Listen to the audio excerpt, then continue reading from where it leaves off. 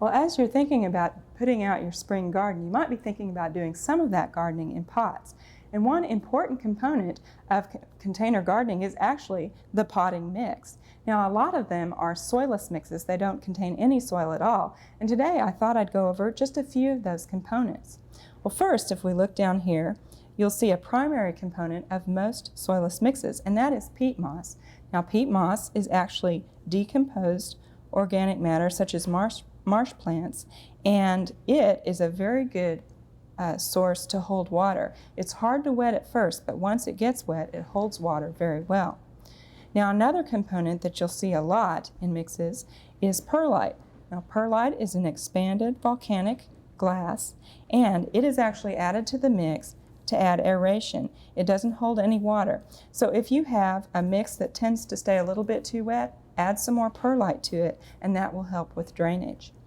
Now, another component that's often added to help with drainage is vermiculite, and vermiculite is an expanded mica.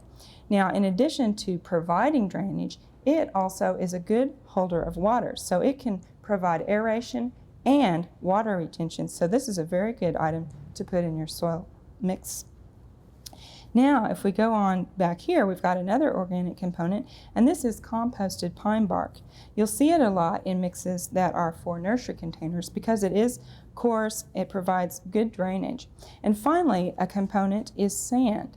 Now, if you're going to put sand in your potting soil mix, you need to use a coarser sand. You look here, this is builder's grade sand, and it's much coarser than something like you would see in an hourglass. Now, another thing with gardening in containers are the actual containers. And you can go with a terracotta pot, which is very good because it's porous to water and air. It provides air circulation to the roots, and this is very good. And they're also just a nice, solid container. They don't tend to blow away. However, if you're moving them around a lot, it can be very heavy. And so you can go with a plastic pot.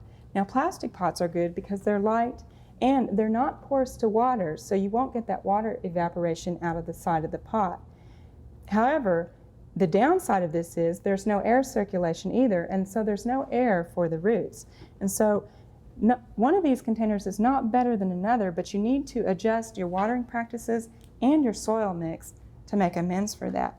Now, plastic containers have gotten very nice, and this is actually a plastic container that looks a lot like terracotta. The last thing that you want to consider is the size of your pot. And if you're going to be growing things like vegetables, you'll want to use a pot that's about the same volume as a 5-gallon bucket. And so think about what you're going to grow before you go and buy those pots. We hope you've enjoyed this classic from the Oklahoma Gardening Vault. Remember, even though these tips and techniques are timeless, there's always something new to learn in the world of gardening.